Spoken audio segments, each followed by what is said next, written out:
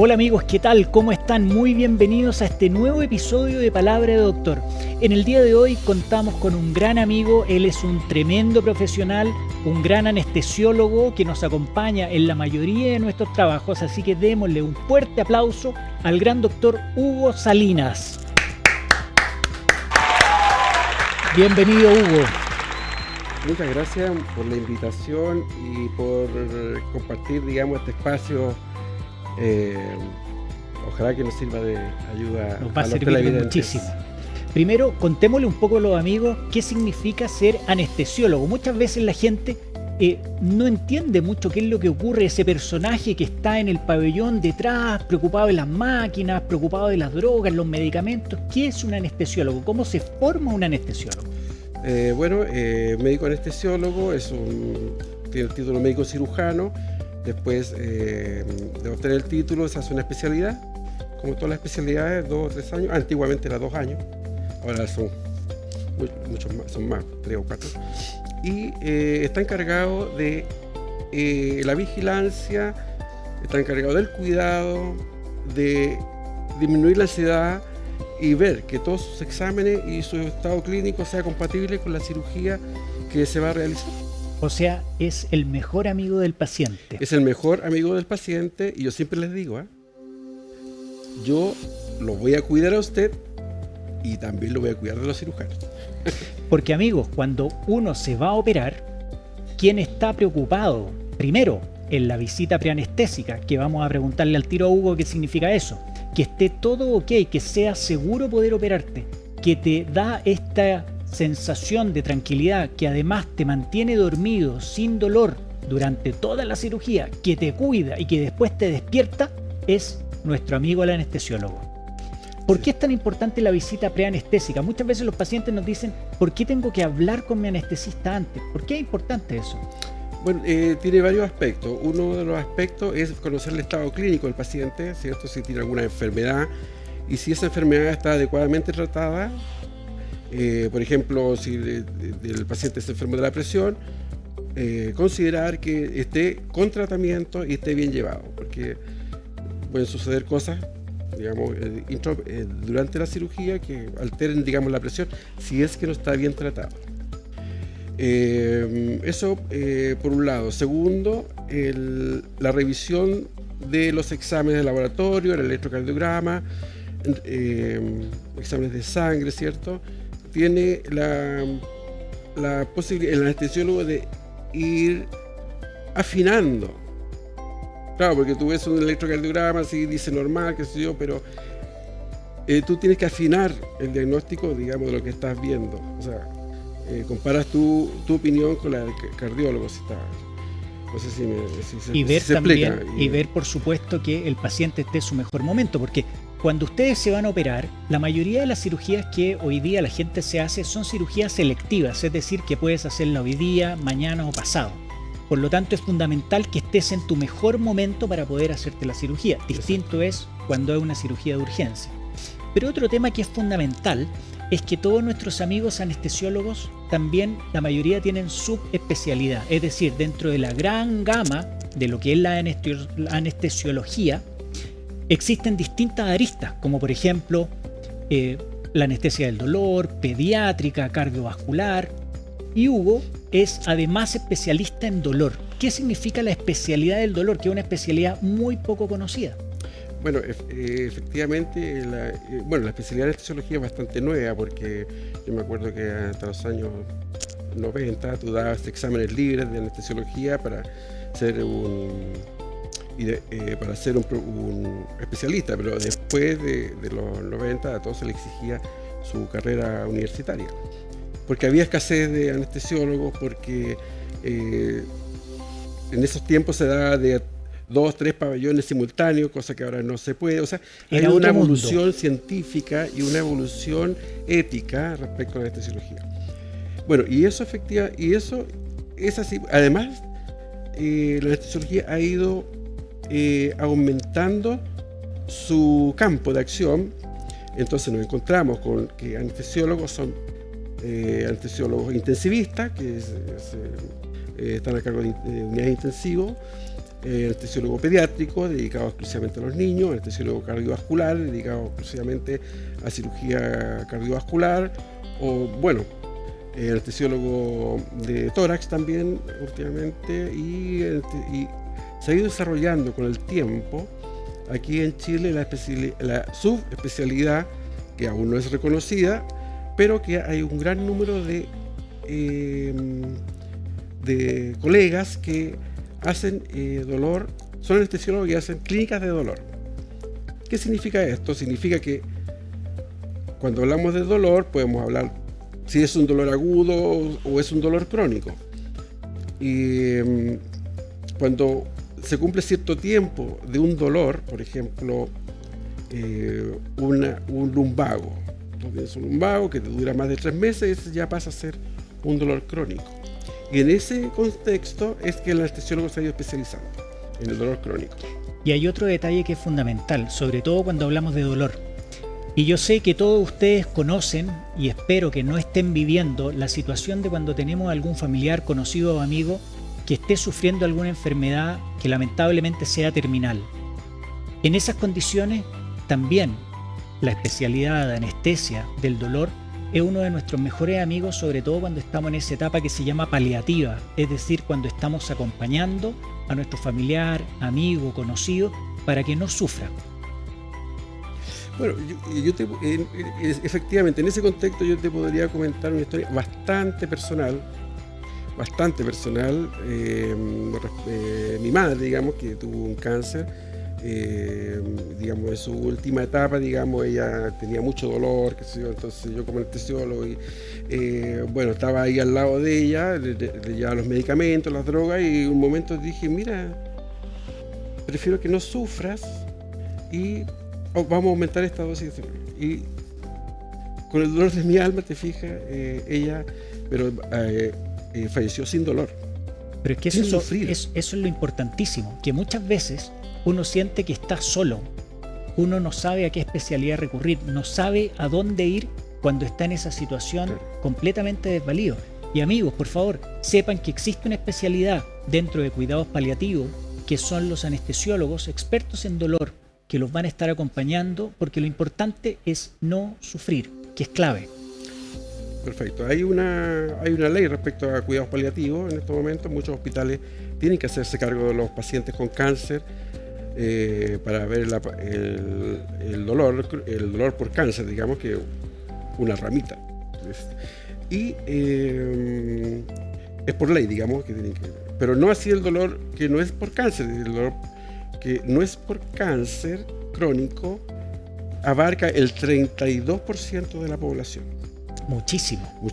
Y estamos a nivel de incluso un poco más que Estados Unidos, por ejemplo, o países europeos, un 30%. Porque el dolor va acompañado de la situación epigenética, o sea, de alrededor. Yo tengo un dolor, pero además hay otros factores que me están estimulando a mantenerlo. De forma inconsciente, obviamente. Y de ese punto de vista uno dice, mira, el paciente que tiene un dolor crónico ya tiene una enfermedad. Claro. Tiene una enfermedad aumentada por los factores que lo tienen alrededor, digamos, todas las sensaciones, las cosas que le digan al paciente, eso lo aumentan. Y este dolor crónico, amigos, recuerden, cuando es un dolor que se ha mantenido por más de 3 meses, nosotros podemos decir que es un dolor crónico. Y los dolores, lamentablemente, muchas veces la única forma que nosotros tenemos de validarlo es la autopercepción, es decir, cómo esa persona está sintiéndolo. Por lo tanto, es sumamente importante poder no solo validar ese dolor, sino que además poder ver en qué contexto se está dando. Muchas veces las personas tienen sensaciones que están expresando problemas de otra arista. Por lo tanto, lo fundamental es consultar. Y otra pregunta que también muchos de ustedes siempre se hacen es, cuando estoy en el pabellón, ¿qué es lo que ocurre si es que existe algún accidente o algún evento imprevisto? Y para que ustedes sepan, la especialidad de anestesiología es anestesiología y reanimación. Por lo tanto, la persona que mejor te va a cuidar la mejor capacitada para poder estar ante una emergencia es un anestesiólogo y el mejor lugar es un pabellón. Por eso muchas veces los pacientes nos dicen, oye, pero me voy a operar en esa clínica, una clínica de baja complejidad, no una casa modificada, una clínica de baja complejidad que no tiene unidad de cuidado intensivo. Pero ¿y qué pasa si tengo un problema? ¿Qué ocurre? Bueno, primero que nada, el escrutinio para los pacientes se hace pensando también en las condiciones donde se va a operar. Eso lo tenemos siempre presente, es decir, si el paciente tiene una patología, una enfermedad asociada a su operación, fuera de su operación, que le puede traer una complicación, nosotros no damos el pase operatorio. ¿Ah? Por ejemplo, ayer justamente un paciente que tenía que hacerse una operación de columna, pero tenía una enfermedad al hígado con secuelas, digamos, de su cirrosis hepática, ¿cierto? Y no se podía hacer ahí en esa clínica que estaba limitada. Es que no era entonces una cirugía de baja complejidad. No era, claro, exactamente, vas a hacer una cirugía. O sea, no se podía hacer en eso. O sea, el anestesiólogo tiene esa capacidad para decir, mira, este paciente va a estar seguro y este paciente es mejor tener más seguridad. Ir a otro lugar. Sí. Pero ustedes recuerden de que durante la pandemia todos los pabellones fueron cerrados, la mayoría para cirugías que fueran electivas. Simplemente se operaba lo que era netamente de urgencia, porque los pabellones se transformaron en cama UCI, que es lo que nosotros siempre le decimos a nuestros pacientes. Todos los pabellones son una UCI y quien maneja el pabellón, además muchas veces es quien maneja la UCI. Claro, efectivamente, en esa época, fue una época tan desastrosa, yo me inscribí, una anécdota, yo me inscribí para, oye, mira, yo sé que tengo más años, así que déjame la parte administrativa. Doctor, me dijeron en el hospital, váyase para casa mejor, porque déjenos la pega a nosotros. Entonces ya me pasé la pandemia en casa prácticamente, pero yo después me di cuenta del tremendo trabajo de los anestesiólogos en la ventilación mecánica y en salvar vidas. El tremendo. Bueno, es una especialidad. Eso no se palpa. Es una especialidad sumamente versátil. Ustedes están en la urgencia, en la UCI, en cuidado intermedio, cuidado intensivo, en pabellón, en las consultas cuando tienen que hacer manejo de dolor o cuidados paliativos. O consulta preanestésica. Consultas preanestésicas, exacto. Claro, hemos ido evolucionando en ese aspecto. Después de inicialmente, yo me acuerdo de los años 80, qué sé yo, ser, oye, cirujano, oye, duerme al paciente. Ahora, bueno, no hay que operarlo. Y otra cosa que también tenemos que contarle, amigos, que es muy importante, muchas veces uno tiene todavía la sensación de que te duermen con gases, como es algo que todavía probablemente se hace en algunos lados, pero en la mayoría de los lados ya no se usa mucho. Hoy día existe lo que se llama la anestesia endovenosa, que ha cambiado muchísimo, sobre todo el despertar de los pacientes. Muchas veces uno le tiene como susto, le tiene como un poquito ese cuento que te han dicho, voy a despertar con muchas náuseas, voy a estar muchas horas complicado. ¿Qué es lo que ha pasado con esto de la evolución de la TIVA o anestesia endovenosa? Bueno, ha sido una gran solución. Bueno, en Chile hay mucha gente estudiosa de la anestesia endovenosa. Y nosotros hemos captado, la otra mayoría, digamos, de anestesiólogos hemos captado, digamos, su enseñanza. Y lo que pasa es que se usan drogas endovenosas que producen, primero, amnesia, digamos, se hace una anestesia en que los componentes de la anestesia van como separados, digamos. Por ejemplo, tenemos un medicamento que produce hipnosis, pero no produce analgesia. Otro medicamento que produce analgesia potente, pues, derivado de la morfina, ¿cierto? Juntos ambos tenemos una hipnosis con analgesia. Que es fundamental, porque yo necesito que ustedes cuando estén siendo operados no tengan dolor, que esa es la analgesia, y por otro lado que estén disociados y que estén dormidos, que ese es el efecto hipnótico. Claro. Más otros medicamentos coadyuvantes de la anestesia endovenosa, pero ¿cuál es la ventaja? Que por ejemplo, digamos, Propofol, que es una droga que se ocupa, no produce disminuye los vómitos. Y son la mayoría de estas drogas son sumamente adictivas. No olvidemos de que el propofol estuvo muy en boga en los medios porque generó este accidente que tuvo Michael Jackson. Claro, propofol y, bueno, ketamina también, o sea, y el derivado de la morfina produce una analgesia profunda que te ocupa todos los receptores de opioides, pero su vida media, por decir, su duración, digamos, su efecto, al momento de cortar la anestesia a que el paciente despierte y esté de nuevo en su cama de recuperación es cortísimo, cortísimo. Por lo tanto, hay un avance respecto al ocupar bien los tiempos quirúrgicos. Entonces, un paciente se opera, se despierta al tiro, muchas veces pasaba de que el cirujano terminaba de operar y ustedes como anestesiólogo tenían que esperar un tiempo que pasara el efecto de los medicamentos para que el paciente despertara. Pero hoy en día, gracias a esta anestesia endovenosa, los computadores ayudan muchísimo. Sí. Y ayudan muchísimo porque permiten que exista un despertar más rápido, un despertar con mayor vigilia, un despertar con menos náusea, menos molestia, que ha permitido también hacer que la cirugía sea mucho más ambulatoria. Claro, ha habido ese progreso, sobre todo en cirugía no compleja, digamos. Cirugía de baja complejidad. De baja o mediana complejidad, porque ahora, digamos, una hernia del núcleo pulposo puede estar unas 8 horas en recuperación y irse para la casa. Bueno, y sin ir más lejos, contarle un poco a nuestros amigos que cuando uno operaba antiguamente una vesícula, que era una de las cirugías más habituales, una de las más frecuentes en Chile, sacar la vesícula por vía laparoscópica, antiguamente el paciente se quedaba una noche hospitalizado. Claro. Hoy día se hace prácticamente ambulatorio, o sea, llega en la mañana, se opera y a las pocas horas se va para la casa. Exactamente. Hay una disminución de la ocupación de recursos. Y eso es gracias a la anestesia, claro, en gran parte.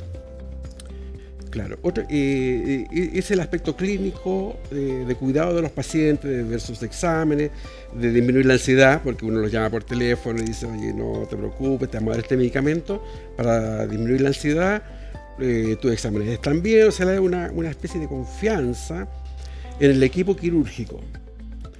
El otro aspecto clínico del anestesiólogo es evitar que el paciente de su operación, de su dolor postoperatorio, si es que tiene, porque ahora ya hay que cuidarlo, hay mucho avance, claro. Si es que tiene dolor, evitar que se transforme en dolor crónico. Y según los estudios, las diferentes cirugías tienen diferentes etapas de dolor agudo que pasan a ser dolor crónico, entre un 15 hasta un 50%. Puede el paciente tener un dolor crónico. Y lo que es fundamental también es que tiene que existir en la mayoría de las veces la preparación, y por eso hay algunos pacientes en que se justifica lo que es la premedicación, es decir, partir antes de la cirugía con algunos medicamentos que nos van a permitir que se cargue, como se dice, para que ya tenga medicamentos circulando y tenga menos molestia en su postoperatorio. Por supuesto, nosotros empleamos un medicamento anticonvulsivante para todos nuestros pacientes de cirugía plástica para el alivio, para la prevención del dolor y para calmar la ansiedad preoperatoria. Entonces, a nosotros nos llega un paciente tranquilo, en que sabemos que el dolor después de la operación va a ser menor, mucho menor, que si no le hubiéramos dado medicación. Bueno, y es fundamental porque no solo logramos que tengan menos molestia en el postoperatorio, sino que además logramos de que te prepares y llegues mejor, más tranquilo, más cómodo, donde toda esta experiencia va a ser algo mucho más agradable.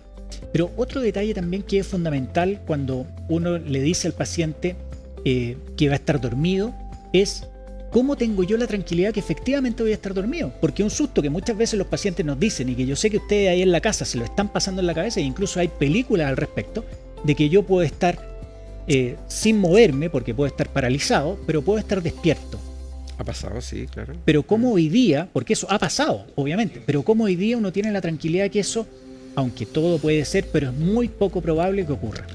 Bueno, dentro de la parte clínica intraoperatoria, el monitoreo intraoperatorio se ha ido sofisticando y ha ido apuntando a los parámetros vitales más importantes. Entonces el paciente se monitoriza. Si el paciente, por ejemplo, si el paciente tiene una taquicardia no esperada, que se le acelera es decir, el corazón que está moviéndose rápidamente, el corazón funciona muy rápido y le sube la presión, dije, bueno, este paciente se ve dormido, pero no está dormido, porque está sintiendo, está reaccionando el resto de su cuerpo. Claro, exactamente. El cerebro, aunque esté dormido, el sistema nervioso autónomo descarga, digamos, una actividad neurológica que le va a aumentar la frecuencia cardíaca y le va a aumentar la presión. Entonces, pero además de eso, existe actualmente lo que se llama el neuromonitoreo de la profundidad anestésica. Que es fantástico. Es fantástico, tú lo conoces. Hay partes que sí se puede hacer y partes que no se ha implementado aún. Estamos en una etapa en que sea una exigencia permanente del monitoreo de la profundidad anestésica. Porque esa sí que es una complicación, que el paciente esté despierto un poco, Bueno, pero es fundamental que para que eso no pase exista una coordinación entre el equipo de anestesiólogo, el equipo quirúrgico y, por supuesto, tener un anestesiólogo que esté presente en el pabellón y que esté muy preocupado de lo que está ocurriendo con el paciente. Claro. Cuando existen estos monitores de profundidad anestésica, no se justifican todos los pacientes, porque uno muchas veces tiende a creer de que esto es para todo. No. ¿Para qué me va a servir? Me va a servir principalmente cuando tengo cirugías más largas, donde tengo que dar la dosis justa, no tengo que pasarme en la dosis para que el paciente despierte más rápido, tenga menos náusea, esté más cómodo y, por supuesto, después eso también se transforma en un ahorro para el bolsillo del paciente. Sí, efectivamente. La parte de monitoreo intraoperatorio, bueno, y así varias cosas más, digamos, ha ido evolucionando hacia la perfección, diría yo. Yo diría que estamos en una anestesia muy segura actualmente. Bueno, y algo que me dicen muchas veces los pacientes, que me dicen, doctor, le tengo miedo a la anestesia. Y yo les digo, por favor, corrígeme, yo les digo que hoy día es mucho más seguro, con todos tus exámenes estudiados, siendo una persona preparada para el pabellón, estar en un pabellón que cruzar la Alameda a las 12 del día. Por supuesto. Y si te va a ocurrir algo, ojalá sea en el pabellón y no en la calle. Bueno, hay varias anécdotas al respecto. Bueno, de partida, la concentración de oxígeno que uno respira es 21%.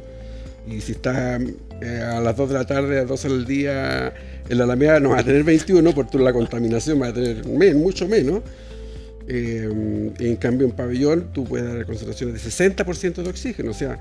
Y tienes todas las condiciones para poder salir casi de la mayoría de las situaciones, porque todo pabellón se puede transformar en una UCI. ¿Y quién maneja la UCI? Habitualmente los anestesiólogos. Así que queremos darle las gracias a nuestro querido amigo, colega, compañero de trabajo, doctor Hugo Salinas, anestesiólogo. Muchas gracias por haber estado con nosotros y habernos aclarado todas estas dudas sobre dolor, reanimación, anestesia y quitar dudas de los pacientes. Encantado de poder ayudar y dar algunos puntos clave, digamos, a los pacientes para que no estén tan ansiosos ante una cirugía. Bueno, todos nuestros amigos, ¿dónde pueden encontrarte, Hugo? Sabemos de que doctor Hugo Salinas pueden encontrarlo en One Center. Además, llamando ahí pueden sacar horas para el dolor, pueden sacar horas si es que tienen que resolver alguna duda, y tengan la tranquilidad, amigos, que todos nuestros pacientes tienen una evaluación preanestésica por su anestesista.